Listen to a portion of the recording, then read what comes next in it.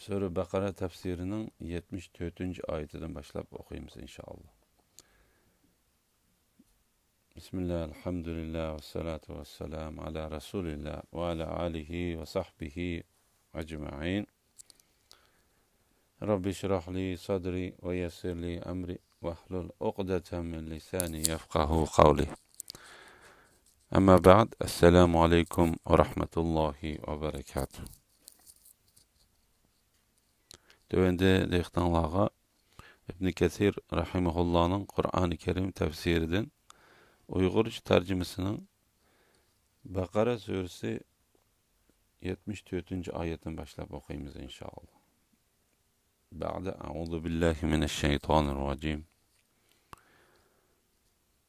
Ey Yahudiler camiasi, şunundan keyin, yani şanlıq möcüzelerini körgenden keyin dilinglar qetip ketdi. Taşdek yoki taşdan mı qattiq qetip ketdi. Taşlar arasida ichidan suv itilib chiqib, eriqlar hosil bo'ladiganlari bor. Yerilib arasından suv chiqadiganlari bor. Allah'tan qo'rqib, tağ cho'qqilaridan do'milab tushadiganlari bor. Demak, taş yumshaydi. Sizlarning dilinglar bo'lsa yumshamaydi va ta'sirlanmaydi. Allah qilmishinglardan g'ofil emasdir. Yahudilarning dillarining qattiqlashib ketganligi. İsrail avlodining dillari Allah Teala'nın barlığına dalalet kıldıgan alametlerini ve Allah Teala'nın ölükni terildirgenligini körüp durup qetip kalganlık üçün Allah Teala ulağı kayıp mındaq deydi. Ey Yahudiler camiası, şunudun keyin, yani şanlıq möcüzelerini körgenden keyin dilinglar qetip ketdi. Yani dilinglar мәңгі yumşamaydigan taşdek bolup ketdi. Şuna Allah Teala müminlerinin ahvalını şularning ahvoliga o'xshash bo'lib qilishdan ogohlantirib mundaq deydi. Müminlarga ularning dillari Allohning zikriga va nozil bo'lgan haqiqatga, ya'ni Qur'on oyatlariga eriydigan vaqt yetmadimi? Ular ilgari kitob berilganlar, ya'ni Yahudilar va Nasaralardek bo'lmasin. Ular bilan payg'ambarlarning oraliqidagi zamonning uzdirishi bilan ularning dillari qetib ketdi. Ularning nurg'uni Allohning itoatidan chiqquchilardir. Avfi ibn Abbas radhiyallohu anhumaning mundaq deganligini rivoyat qiladi. O'ldirilgan kishi kalining parchalari bilan urilganda u titrab qopdi. Uningdan seni kim öldürdü deb so'ralganda u meni qarindishimning bolalari o'ldirdi deb javob berdi. Ondan Allah Teala uning jinini oldi. Allah Teala uning jinini ilib bo'lgandan keyin uning qarindishining bolalari Allah bilan qasamki biz uni o'ldirmadik deb haqiqatni ko'rib turib uningdan tinib oldi. Şunun bilen Allah Teala mındaq dedi. Ey Yahudiler camiası, şunundan keyin, yani şanlıq möcüzelerini körgenden keyin dillaringlar qetip ketdi. Yani öldürülgen kişinin qarindishining bolalarining dillari мәңгі yumshamaydigan tashdek yoki tashdimi qattiq qetib ketdi. İsrail avlodi Allah Teala'nın barlığına dalalet qildigan alametlerini ve ölükni terildirgenlikten ibaret möcüzesini körüp durup mu, zamanның ötüşü bilen ularning dillari yumshamaydigan derecede taşdek yoki tashdimi qattiq qetib ketdi. Chunki taşlarning orasida suv itilib chiqib, eriqlar hosil bo'ldigan taşlarmi bor. Oqmusimi yerilib suv chiqib turdiganlari bor. Ve Allah Teala'dan qo'rqib, tog'larning ustidan do'milab tushadigan taşlarmi bor. Taşlar arasida ichidan suv itilib chiqib, eriqlar hosil bo'ldiganlari bor. Yerilib arasından suv chiqadiganlarimi bor. Allah'tan qo'rqib, tog' cho'qqilaridan do'milab tushadiganlarimi bor. Demak, taş yumuşaydı. Sizlerning dilinglar bo'lsa yumshamaydi ve ta'sirlanmaydi. Allah qilmishinglardan g'ofil emasdir. Muhammed ibn İshaq bu ayetning ma'nosi haqida İbn Abbas radhiyallohu anhumaning mundaq deganligini rivoyat qiladi. Ya'ni toshlarning ichida sizlar chaqirilgan haqiqatni qabul qilishda sizlarning dilinglardan yumshoqroq toshlar bor. Cansızladımı ma'lum darajada iqtidorning borligi. Ba'zi olimlar toshning qo'rqishi haqiqat emas deb gumon qiladi. Ya'ni jonsiz narsalarda qo'rqish va qo'rqmaslik tuyg'usi yo'q demoqchi. İmam Razi, Qurtubi ve ulardan başka olimlar bo'lsa, undaq gumon qilishning hojati yo'q dedi. Çünkü Allah Teala cansızladımı sezish, his qilish, bilish iqtidorini yaratadi. Qur'onda cansızladımı şu iqtidorning borligini isbotlab beradigan nurg'unlar oyatlar bor dedi. Tövendeki oyatlar şu ayetlerinin qatoridandir. Şübhisizki biz amanetni, yani farzlarni ve şeriat takliflerini osmonlarga,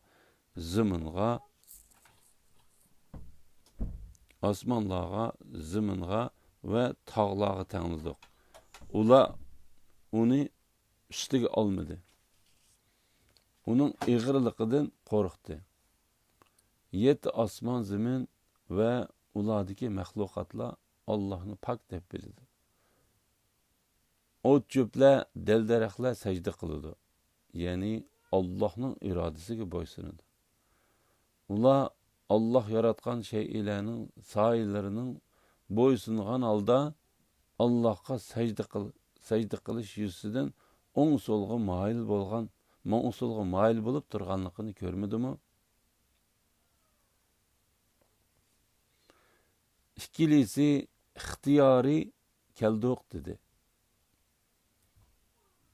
Eğer biz bu Kur'an'ı birer taqqa nazil qilsak, çoqum sen onun Allah'tan qorqqanligidan bosh ekanligini, yerilib ketganligini ko'ratding. Ular o'zlarining terilariga, nemishqa bizning ziynimizga guvohlik berdinglar deydi. Terilleri. Her nersini sözletken Allah bizni sözletti. İmam Buxariyning hadisida Peygamber aleyhisselam mundaq deydi. Bu bizni yaxshi ko'radigan ham bizmi uni yaxshi ko'radigan taqdir. To'g'ri va ishonchli xabarda xorma daraxining ko'tkining Peygamber aleyhisselamga ishtiyoq bağlab, onundan ovoz chiqqanligi bayon qilinib keldi. İmam Müslimning hadisida Peygamber aleyhisselam mundaq deydi. Mekke'de men peygamber bo'lishdan burun bana salam qiladigan bir taş var idi. Men u taşni hozirmi tanıyman. Haramdagi qora taş Hacril Aswad to'g'risida mundaq hadis var. U qora taş özünü chin ixlos bilan so'ygan kishiga qiyomat kuni guvohlik berdi. Ey mu'minlar jamiyasi, da'vatinglar orqali Yahudilarning iymon etishini umid qilamsizlar? Halbuki ulardan bir guruh odam Allohning kalomini anglab tushungandan keyin uni bilib turib qasddan o'zgartib etdi. Ular mu'minlar bilan uchrashganlarida iymon etdik deydi. Bir-biri bilan yolg'iz joyda tepishganlarida Rabbinglar qishida mu'minlar sizlarga qarshi paket ko'rsatsin deb Allah sizlarga bildirgan vahiyni, ya'ni Muhammad alayhissalomning Tavrat sifatlarini ularga so'zlab beramsizlar? Buni tushunmamsizlar deydi. Yahudilar o'zlarining yo'shirin va oshkora ishlarini Allah'ның bilib turdiganligini uqmamdı. Peygamber aleyhisselamның zamanısidagi Yahudilarning iymon etishdan ümid üzgenligi. Ey mu'minlar jamiyasi. Da'vatinglar orqali Yahudilarning iymon etishini ümid qilamsizlar? Ya'ni ey mu'minlar, sizlar Allah Ta'ala'nın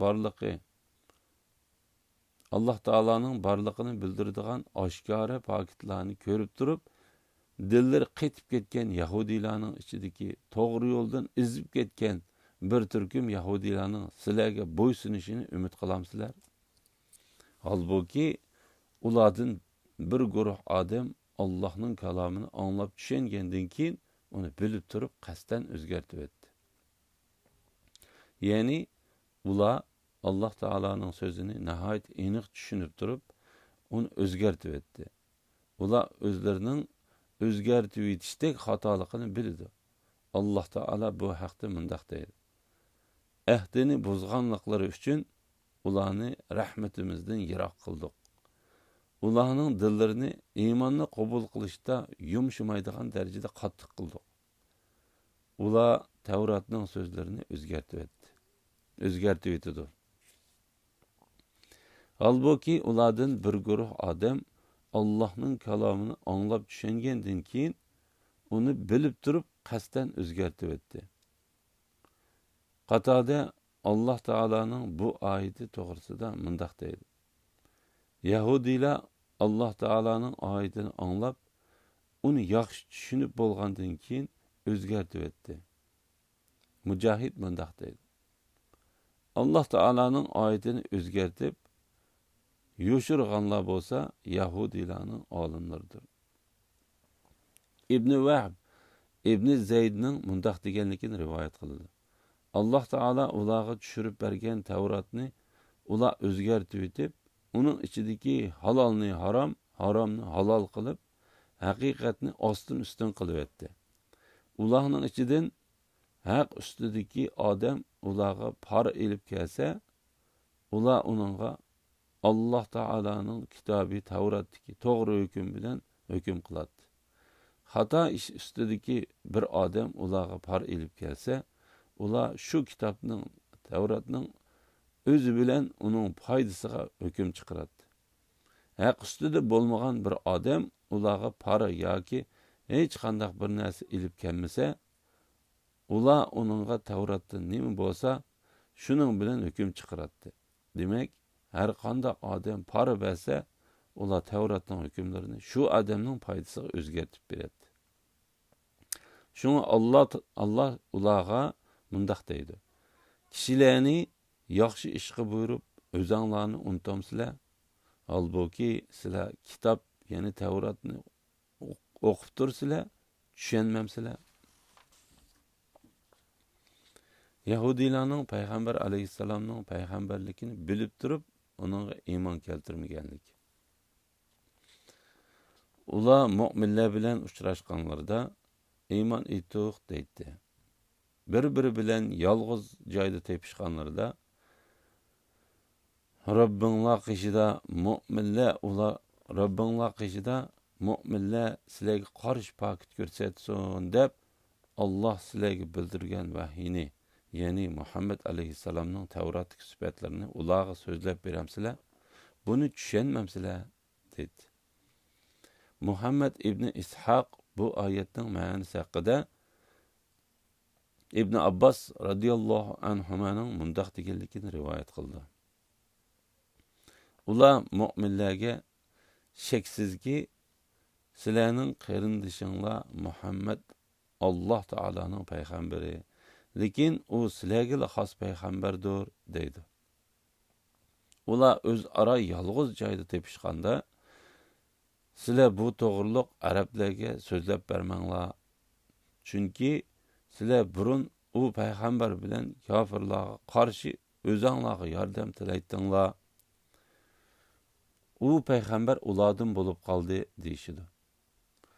Allah Taala Yahudilarga sizlar uning payg'ambar ekanligini toniysizlar.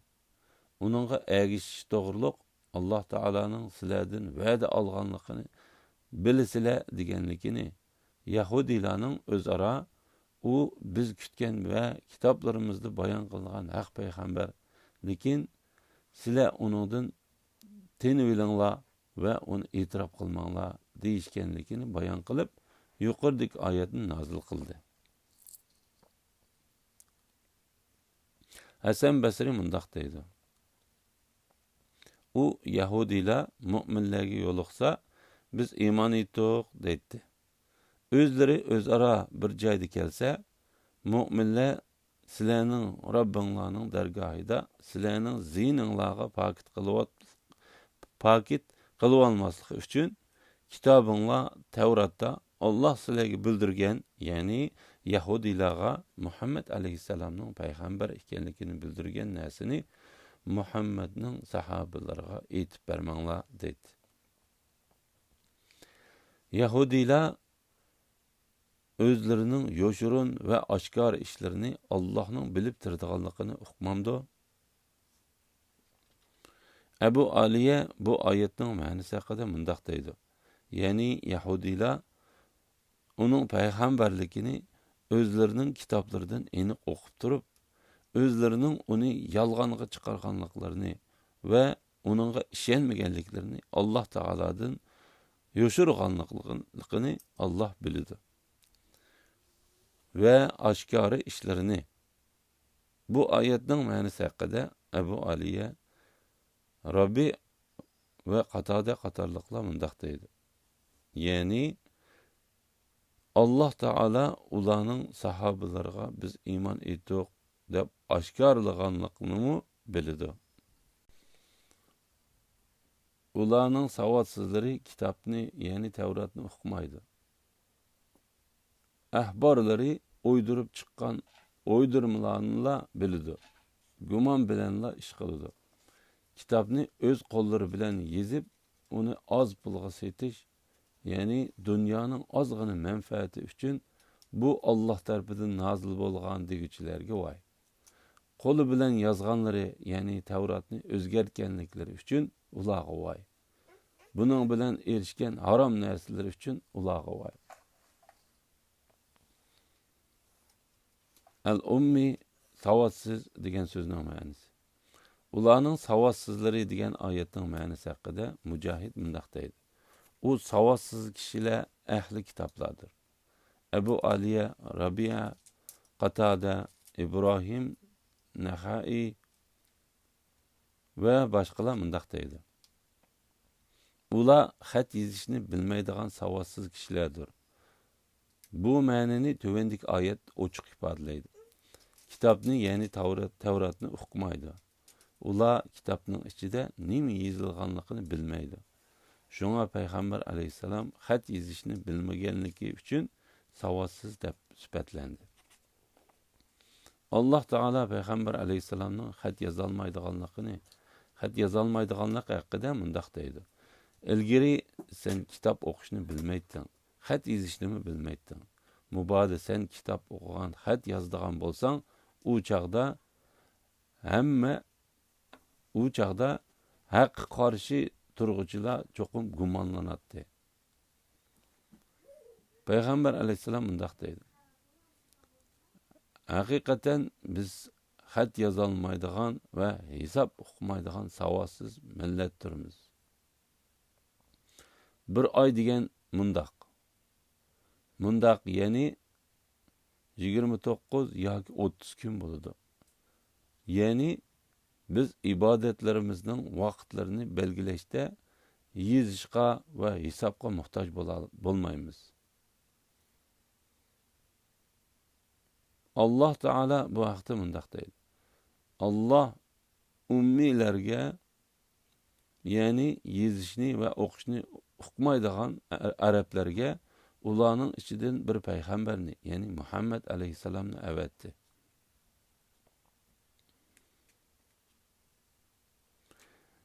Ahborlari o'ydirib chiqqan o'ydirmalarni biladi. Zahhak bu oyatning ma'nosi to'g'risida Ibn Abbas radhiyallohu anhumaning mundaq deganligini rivoyat qiladi. Ular faqat olimlarining og'izlaridan chiqqan yolg'onlarini biladi. ular faqat olimlarning o'ydirmasini biladi degan ma'noni berdi degan ko'z qarashim bor. Mujohid mundaq deydi. Alloh taolo savodsiz deb sifatlangan kishilar, ya'ni Yahudiylar, Alloh taolo Musa alayhissalomga tushirib bergan kitobdan, ya'ni Tavratdan hech nimani tushunmaydi. Lekin ular yolg'onni va bo'htonni to'qiydi. Gumon bilanla ish qiladi. Bu oyatning ma'nosi haqida Abu Aliya, Rabi'a va Qatada qatorliqlar mundaq deydi. Yahudiylar Alloh taoladan o'rinsiz gumonlanadi. Mujohid yana mundaq deydi. Ular faqat yolg'ondanla aytadi. Alloh taolaning oyatini o'zgartib o'tgan Yahudiylarning qattiq azoblanganligi. Kitobni o'z qo'llari bilan yezib, uni oz pulga setish, ya'ni dunyoning ozg'ina manfaati uchun bu Alloh tarafidan nozil bo'lgan deguchilarga voy.